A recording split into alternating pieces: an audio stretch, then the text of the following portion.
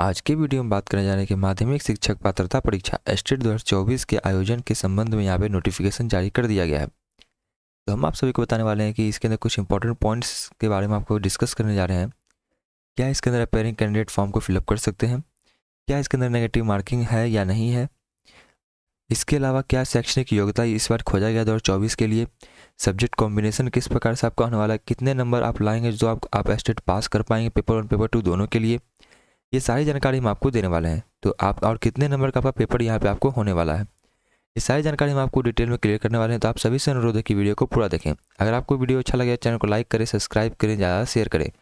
चलिए स्टार्ट करते हैं बिना देरी किए हुए। चलते ऑफिशियल नोटिस की तरफ जो यहाँ पे जारी किया गया है। देखिए जैसा कि आप सभी आगे देखिए नोटिस के ऊपर हम लोग आ गए हैं। यहाँ पे थोड़ा सा जूम कर लेते हैं, आपको हम पार्ट बाय पार्ट आपको यहाँ पे बताएंगे। आपको देखिए ये एग्ज़ाम आपको बिहार विद्यालय परीक्षा समिति द्वारा ये आपको एग्ज़ाम लिया जाएगा। ये जो बिहार एस्टेट 2024 का ये फॉर्म है, ये आपको ऑनलाइन CBT आपका यहाँ पे लिया जाएगा, कंप्यूटर बेस्ड टेस्ट आपको यहाँ पे लिया जाएगा, जो कि आपका ऑनलाइन एग्जाम आपका होने वाला है। जिस प्रकार से 2023 के अंदर जो एस्टेट लिया गया था उसी प्रकार से।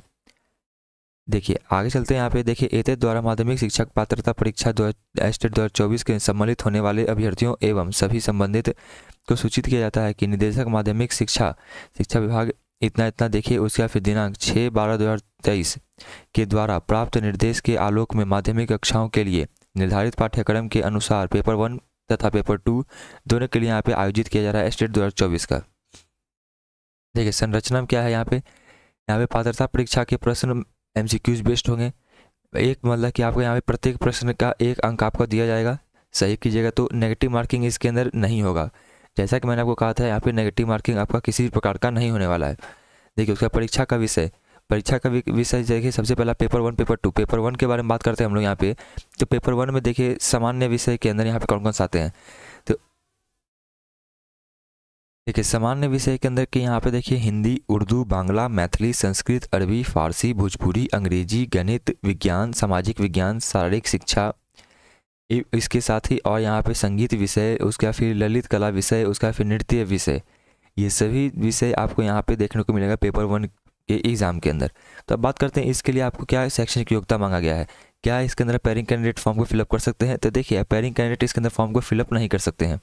इसके अंदर क्लियरली मेंशन है कि आपको यहाँ पे पास होना ही चाहिए आपको। देखिए सबसे पहले यहाँ पे शैक्षणिक योग्यता के या फिर प्रशैक्षणिक अर्हता के बारे में बात किया जाए तो यहाँ पे देखिए क्या कहा गया है। तो कम से कम मतलब कि 50% अंक के साथ है, जिस भी सब्जेक्ट से आपने यहाँ पे ग्रेजुएशन किया है उसके अंदर आपको चाहिए, या फिर UG या फिर PG दोनों में से किसी एक के अंदर आपको यहाँ पे 50% अंक कम से कम चाहिए, और उसी के साथ आपको B.Ed चाहिए यहाँ पे। उसके अलावा यहाँ पे अगर आपके ग्रेजुएशन या फिर PG में 45% अंक हैं, उसके साथ आपने B.Ed किया हुआ है तो भी आप यहाँ फॉर्म को फिलअप कर सकते हैं। इसके अलावा अगर आपने BA BSc किया, BA BSc B.Ed किया हुआ है 4 साल का जो आता है, वो अगर आपने किया है तो वो भी आप यहाँ पे कर सकते हैं। चलिए उसके बाद बात करते हैं शारीरिक शिक्षा के अंदर। तो शारीरिक शिक्षा के अंदर आपने यहाँ 50% अंक के साथ आपने ग्रेजुएशन किया है, उसके अलावा या भी 45% के साथ आपने किया है, और उसी के साथ आपने यहाँ पे शारीरिक शिक्षा के अंदर कोर्स के साथ मतलब शारीरिक शिक्षा के 50% अंक के साथ शारीरिक शिक्षा में स्नातक की उपाधि आपके पास है तो आप यहाँ पे अप्लाई कर सकते हैं। यही सारी चीज़ यहाँ पे अगर आपने कहीं भी रिप्रेजेंट किया हुआ है, तो अगर आप स्पोर्ट्स के अंदर, स्पोर्ट्स एथलेटिक के अंदर, तो आप यहाँ पे उसके अंदर भी अप्लाई कर सकते हैं। देखिए उसके बाद यहाँ पे आप शारीरिक शिक्षा का यहाँ पे चेक कर लें। देखिए उसके बाद यहाँ पे संगीत विषय क्या है, तो संगीत विषय में आपको कम से कम 50% अंक आपको चाहिए संगीत विषय के अंदर। उसके बाद फिर चलते हैं आगे। ललित कला के अंदर भी देखिए 50% अंक के साथ आपको यहाँ पे ललित कला विषय के अंदर आपको स्नातक की उपाधि आपके पास होनी चाहिए यहाँ पे। उसके बाद फिर नृत्य विषय के अंदर भी यहाँ पे 50% अंक के साथ आपको यहाँ पे नृत्य विषय के अंदर आपको यहाँ पे आपको जिस भी सब्जेक्ट से आप अप्लाई कर रहे हैं उसके अंदर आपको यहाँ पे 50% मार्क्स आपको चाहिए ग्रेजुएशन के अंदर। यही आपका पेपर 1 का आपको यहाँ पे मांगा गया है। उसके फिर यहाँ पे देखिए क्या है, विशेष विद्यालय अध्यापक। विशेष विद्यालय अध्यापक के अंदर भी जैसे कि आपका स्पेशल स्कूल्स जो होते हैं उसके अंदर, तो उसके लिए भी आपके यहाँ पे कम से कम 50% मार्क्स के साथ आपको ग्रेजुएशन करना है, और उसी के साथ आपको B.Ed भी आपका यहाँ पे चाहिए। B.Ed आपका स्पेशल एजुकेशन के अंदर आपको यहाँ पे B.Ed चाहिए। देखिए उसके अलावा चलते हैं आगे। देखिए अब चलते हैं यहाँ पे हम लोग आगे बात करते हैं हम लोग यहाँ पे देखिए थोड़ा सा और कर लेते हैं यहाँ पे विशेष समूह। अब बात करते हैं लोग सब्जेक्ट कॉम्बिनेशन, क्या क्या कॉम्बिनेशन आपके सब्जेक्ट के अंदर होना चाहिए। सबसे पहले हम मैथ्स के बारे में बात किया है, तो आपको स्नातक स्तर पर गणित के साथ आपको फिजिक्स केमिस्ट्री होना चाहिए, किसी भी 2 सब्जेक्ट का आपको कॉम्बिनेशन होना चाहिए, या फिर फिजिक्स हो या फिर इलेक्ट्रॉनिक्स हो या फिर कंप्यूटर साइंस हो या फिर रसायन विज्ञान हो या फिर सांख्यिक विषय में से किसी 2 विषय का आपको यहाँ पे होना चाहिए आपको सब्जेक्ट कॉम्बिनेशन। जैसे कि अगर आपने मैथ लिया हुआ है तो आपको फिजिक्स केमिस्ट्री होना चाहिए, या फिर आपने केमिस्ट्री लिया तो मैथ फिजिक्स होना चाहिए। उसी प्रकार से यहाँ पर आपका सब्जेक्ट कॉम्बिनेशन आपको लिखा गया है। उसका फिर अगला है देखिए विज्ञान साइंस वालों के लिए। तो साइंस वालों के लिए यहाँ पे देखिए आपको क्या स्नातक स्तर पर जंतु विज्ञान, प्राणी विज्ञान, वनस्पति विज्ञान एवं रसायन शास्त्र विषय में पठित हो अथवा इंजीनियरिंग से स्नातक जिसमें विज्ञान की विशेषता हो।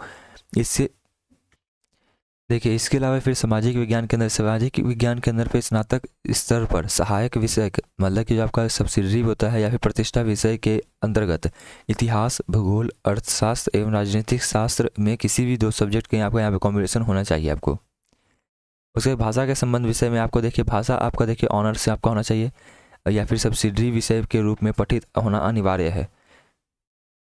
देखिए आगे चलते हैं यहाँ पे स्पष्टीकरण शिक्षण एवं प्रशिक्षण में किसी भी उपाधि की मान्यता की बिंदु पर अथवा किसी उपाधि विशेष के समतुल्य के बिंदु पर किसी भी प्रकार के विवाद स्थिति में NCTE के प्रमाणपत्र के विभाग का निर्णय अंतिम होगा। जो NCTE के द्वारा यहाँ पे जो भी आपका रहेगा वही आपका यहाँ पे कंफर्म माना जाएगा। सब्जेक्ट कॉम्बिनेशन यही आपका होने वाला है। यहाँ पे आप सब्जेक्ट कॉम्बिनेशन के हिसाब से आप यहाँ पे फॉर्म को फिलअप करें। उसके बाद बात करते हैं देखिए पेपर 2 के में भी देखिए सब्जेक्ट यहाँ पे आपको नजर आ रहा होगा। यहाँ पे हिंदी, उर्दू, अंग्रेजी, संस्कृत, बांग्ला, मैथिली, मगही, अरबी, फारसी, भोजपुरी, पाली, प्राकृत, गणित, भौतिक विज्ञान, रसायन शास्त्र, जंतु विज्ञान, इतिहास, भूगोल, राजनीति शास्त्र, समाज शास्त्र, अर्थशास्त्र, दर्शन शास्त्र, मनोविज्ञान, उसका गृह विज्ञान, वनस्पति विज्ञान, उसका वाणिज्य, कंप्यूटर साइंस, ये आपको यहाँ पे उसका फिर कृषि, ये आपको सब्जेक्ट्स कुछ आपको यहाँ पे नज़र आ रहे होंगे। संगीत, ये सारे आपको पेपर 2 के लिए आपको यहाँ पे देखे गए हैं। इसके लिए आपको क्या चाहिए पीजी के अंदर का, इसके अंदर यूजी से आपको कोई मतलब नहीं है। इसके अंदर पीजी के अंदर आपको कम से कम 50% अंक के साथ आपको बीएड आपके पास है तो यहाँ पे फॉर्म को फिलअप कर सकते हैं। उसी प्रकार यहाँ पे 45% अंक आपके पास है पीजी के अंदर, तो यहाँ पे आप अप्लाई कर सकते हैं बीएड के साथ। अगर आपने किया हुआ है तो यहाँ पे अप्लाई कर सकते हैं आप। चलिए आगे चलते हैं। यहाँ पे देखिए सीधा यहाँ पे है उसका फिर न्यूनतम 55% अंकों के साथ समक्ष ग्रेड के साथ स्नातक के साथ अगर आपने 3 वर्षीय एकीकृत बीएड एमएड किया हुआ है तो यहाँ पे वो भी आप अप्लाई कर सकते हैं। यहाँ पे वाणिज्य के अंदर यहाँ पे जिस भी सब्जेक्ट से आपने यहाँ पे क्या है पीजी उस सब्जेक्ट से अगर आपने किया है और उसी साथ आपने बीएड किया हुआ है तो यहाँ पे आप अप्लाई कर सकते हैं। चलिए कंप्यूटर साइंस वालों के लिए भी देखिए आपको यहाँ पे लिखा गया है यहाँ पे 50% अंक के साथ अगर आपने MCA BCA किया हुआ है या फिर उसके अलावा बीटेक किया हुआ है अगर आपने कंप्यूटर साइंस के साथ, उसके फिर अगर आपने किसी भी सब्जेक्ट से पीजी किया हुआ है और अगर आपने यहाँ पे कंप्यूटर कोर्स किया हुआ है, कौन सा PGDCA कोर्स अगर आपने किया हुआ है, पोस्ट ग्रेजुएट डिप्लोमा कोर्स अगर आपने किया हुआ है कंप्यूटर के अंदर, तो यहाँ पे अप्लाई कर सकते हैं। तो ये आप चेक कर लें यहाँ पे। देखिए उसका फिर कृषि के लिए यहाँ पे देखिए आपको एग्रीकल्चर के अंदर आपको यहाँ पे चाहिए जिसके अंदर एग्रोनॉमी, उसका प्लांट ब्रीडिंग एंड जेनेटिक्स, यहाँ पे एंटोमोलॉजी, उसका प्लांट पैथोलॉजी, उसका seed science and technology, soil science और साइंस, उसका फिर हॉरिकल्चर, इन सभी में अगर आपने पीजी किया हुआ है तो आप अप्लाई कर सकते हैं यहाँ पे।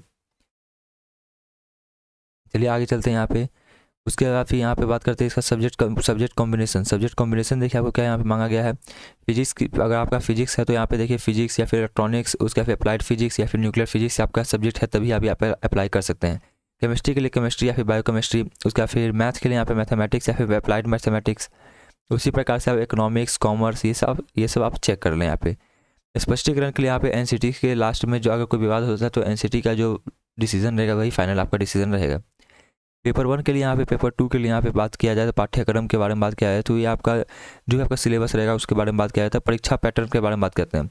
तो परीक्षा पैटर्न के बारे में बात करते हैं तो यहाँ पे देखिए आपका जिस भी सब्जेक्ट आपने ग्रेजुएशन या फिर पीजी किया हुआ है उससे आपको 100 क्वेश्चन आप रहेगा।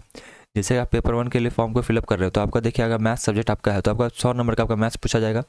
50 अंक का आपके यहाँ पे शिक्षण कला मतलब कि जो आपका पेडागोजी कह ले उसका फिर उसका अन्य दक्षता जैसे रीजनिंग हो गया, जीके हो गया, उनसे आपको मिला के 50 क्वेश्चन आपको यहाँ पे देखा जाएगा।